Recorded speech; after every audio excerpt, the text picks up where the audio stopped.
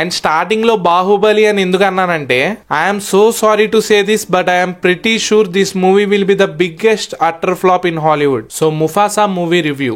Basic గా Baahubali remake అనే చెప్పాలి. ఈ మూవీ చూసాక దీన్ని ముఫాసా అనాలో అత్యాస అనాలో అర్థం కాలేదు. మూవీ ప్లాట్ ఏంట్రా అంటే ముఫాసా ఉంటుండే కదా, అదే మన సింబా వాళ్ళ నాన్న.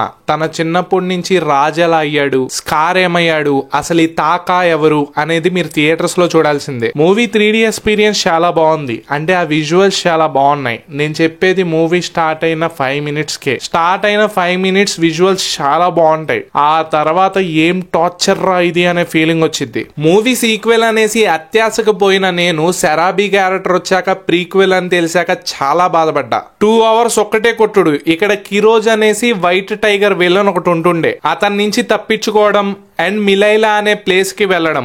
ఈ 2 hours ఇదే రొటీన్ స్టోరీ. ఫస్ట్ 5 minutes బాగుంది. బటర్ఫ్లై షో లాగా 3Dలో చాలా అంటే చాలా బాగున్నాయి ఆ విజువల్స్. ఆ తర్వాత మన ముఫాసా ఎందుకు తాకాని కలిశాడు, వీళ్ళిద్దరూ ఎందుకు సోదరా సోదరా అనుకుంటున్నారు, వీళ్ళ వల్ల మనకెందుకు ఇంత టార్చరు, అసలు నేనెందుకు ఇలాంటి మూవీకి వచ్చాను అనే ఫీలింగ్ వచ్చింది. విజువల్స్ ఓకే, సాంగ్స్ అస్సలు బాలేదు.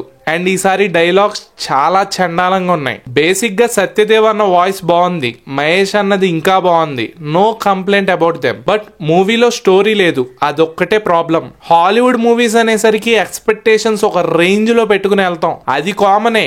కానీ కనీసం నా ఎక్స్పెక్టేషన్స్ లో 10% కూడా రీచ్ అవ్వాలా. I'm so sorry to say this but I'm pretty sure this movie will be the biggest utter flop in Hollywood. Obasi అనేసి ఒక క్యారెక్టర్ ఉంటుంది, అసలు అతను ఎందుకురా ఈ మూవీలో ఉన్నాడు అన్న ఫీలింగ్ వచ్చింది. Climax it's good man. అంటే ఓవరాల్ గా అంత చండాలమైన మూవీ చూసాక మహేష్ అన్నది ఒక పెద్ద డైలాగ్ ఉంటుంది. ప్లస్ క్లైమాక్స్ లో అన్ని యానిమల్స్ ని ఒకేసారి చూసేసరికి ఎందుకో క్లైమాక్స్ బాగుందిరా అనే ఫీలింగ్ వచ్చింది. ఇంకా మన తాకా ఆడెందుకు మళ్ళీ ముఫాసాని కాపాడాడు, సెరాబీ అంటే ఈడికి ఎందుకు అంత మోజో కర్మ.